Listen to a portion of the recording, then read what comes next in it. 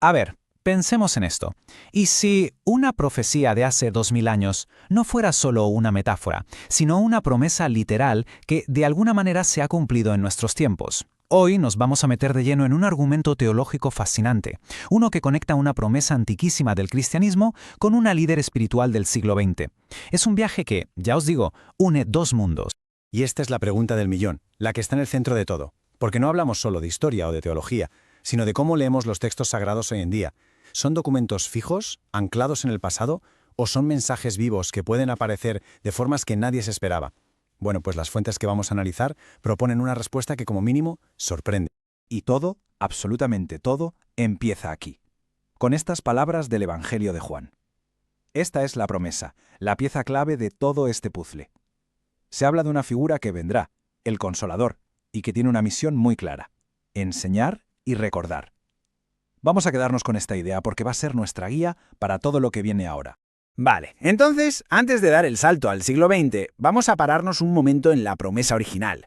Para poder identificar a ese Consolador, primero tenemos que entender qué se supone que tenía que hacer. ¿Cuál era su misión exactamente, según los textos? La palabra clave que aparece en las Escrituras es paráclito.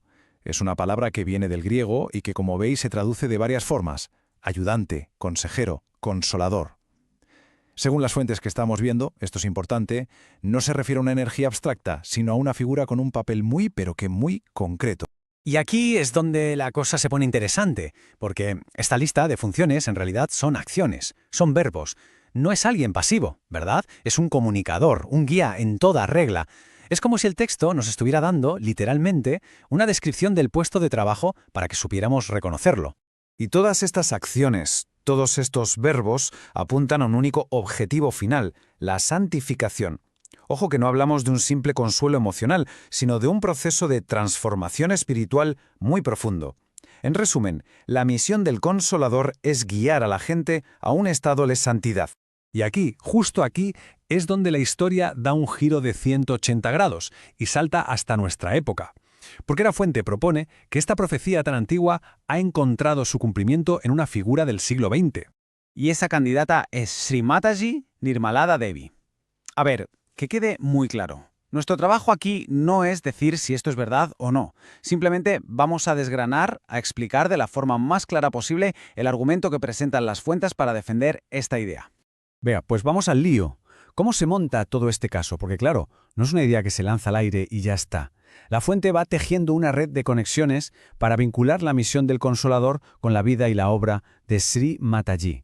El argumento fundamentalmente se sostiene sobre estos tres pilares. Primero, que no vino a reemplazar nada, sino a hacer tangibles, a expandir las enseñanzas de Jesús. Segundo, que su método permitía esa santificación a una escala global para todo el mundo. Y tercero, que su trabajo se presenta como una continuación directa, explícita de la misión de Cristo.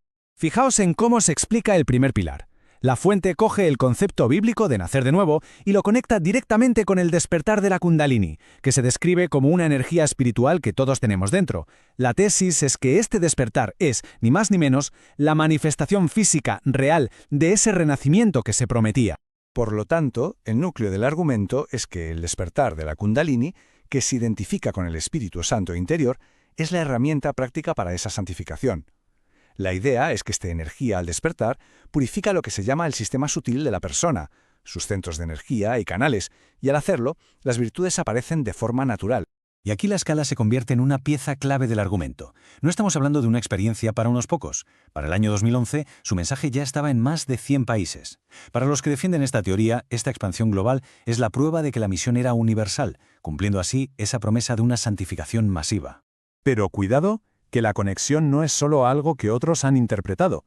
La propia Sri Mataji relacionó su trabajo con la profecía de forma directa, como se ve en esta cita de una de sus charlas.